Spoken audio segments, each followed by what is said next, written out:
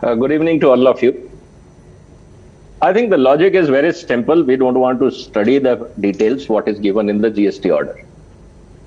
First of all, we have to understand that as of today, all these manufacturers were not able to claim input credit. It means they were paying tax on packaging material, they were paying tax on transportation, they were paying tax on various inputs, including the chemicals, fuel, whatever they were using for manufacturing of these products.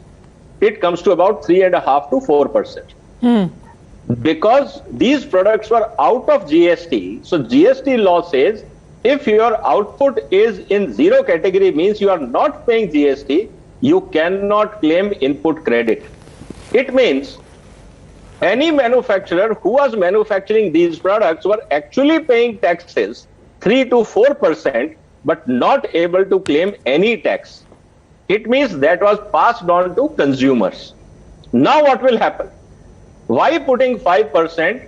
All these small, medium scale companies can claim 3 to 5% input credit back.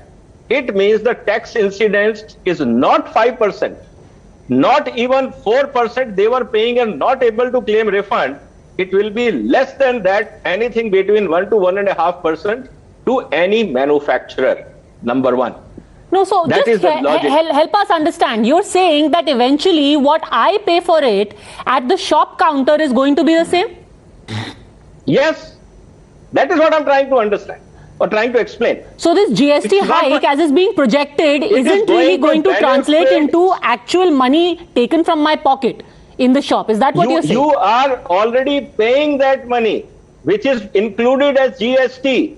And that input credit is not claimed by the manufacturer. So ultimately, who pays? The consumer pays. Okay, now, Professor Malhotra, would you like to respond to that? That ultimately this is statistical jugglery, but in the end, what the consumer ends up paying is not going to change.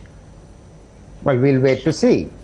We'll wait to see whether the input tax credit that the seller is now going to be able to claim, as Mr. Sardana is telling us, then is he going to pass it on to the consumer or not? We will wait to see. It's a bit unlikely that that's necessarily going to happen. He's very hopeful. We'll wait to see. And he doesn't have an answer to the All right. Do you have an answer, Mr. Taneja? Will you get the manufacturers to help us out? Two points. You see, as Mr. Sardana has tried to explain, the net when it comes to the ordinary consumer at the shop is going to be practically nothing, neutral. I mean, this is what I tried to explain earlier also. Various state governments, they have been already taxing even before the GST came, and there have been other. So you have to look at the total construct, the way it actually functions at the practical level.